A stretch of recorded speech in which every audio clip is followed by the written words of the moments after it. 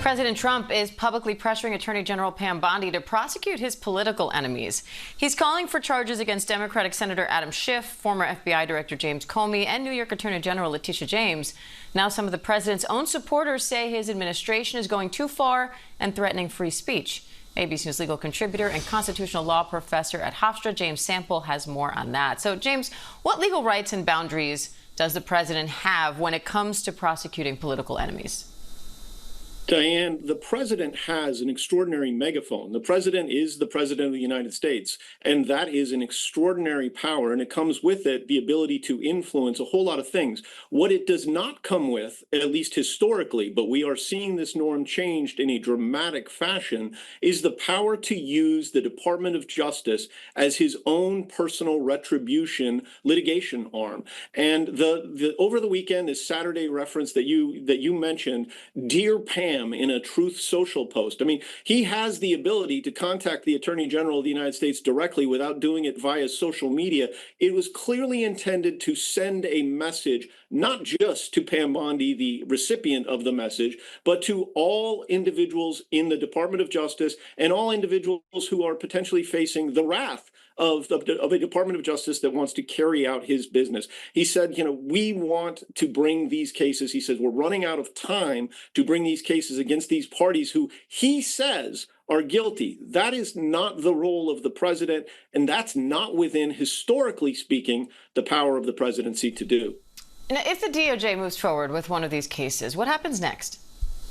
It's a good question, because what has already happened is that he has dismissed one of the prosecutors, the U.S. Attorney for the Eastern District of Virginia. One of his own nominees has already been dismissed. It's unclear whether it was a firing or it was a resignation. There's conflicting accounts of that. But he dismissed this individual, U.S. Attorney Siebert from the Eastern District of Virginia, expressly because Siebert did not bring prosecutions against Letitia James and against James Comey and some of the others. He said, in essence, that what it does is it puts the next person in line in a compromised position. Either that U.S. attorney is going to be a rubber stamp and is going to recognize that his or her new job is to do the president's bidding, which has never been the case, or the person is going to stand up and then presumably have what happened to Attorney General Siebert happen to them, which is to say they'll be dismissed as well.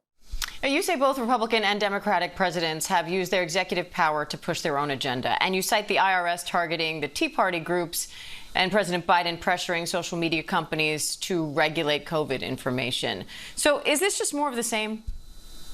It's a really good question, and certainly those on the right will say that it is more of the same. I think that the difference here, and those are certainly examples of where presidents of other parties have been aggressive in their use of the presidential power.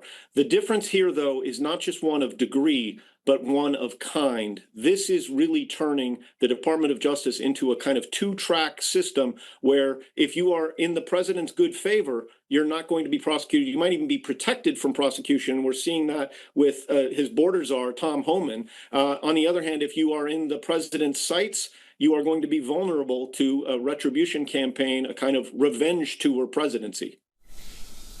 Meanwhile, James, ABC has learned the Justice Department closed an investigation into border czar Tom Homan allegedly taking $50,000 in an FBI sting operations. Those were the allegations. The White House says the administration found no evidence of illegal activity. That's the quote. Democrats are calling it hypocrisy. How significant is that, and what are you watching for there? Really good question, Diane. And the truth is, we don't have the evidence in front of us. The Department of Justice does. But at least if you look at the allegations and you take the allegations seriously, and it does seem that this is the kind of thing that is ripe for an oversight investigation or oversight hearings. I mean, if you take the allegations seriously, he's caught on camera taking $50,000 in a paper bag from FBI agents who are acting undercover. This is the same individual who is trying to deport millions and millions of immigrants, many of whom are here and working low-wage jobs in difficult conditions, and he's trying to deport them because he says they are illegal aliens.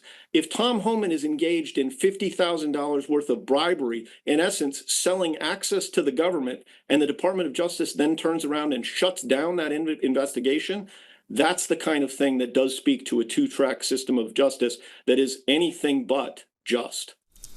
All right, ABC News legal contributor James Sample, thank you.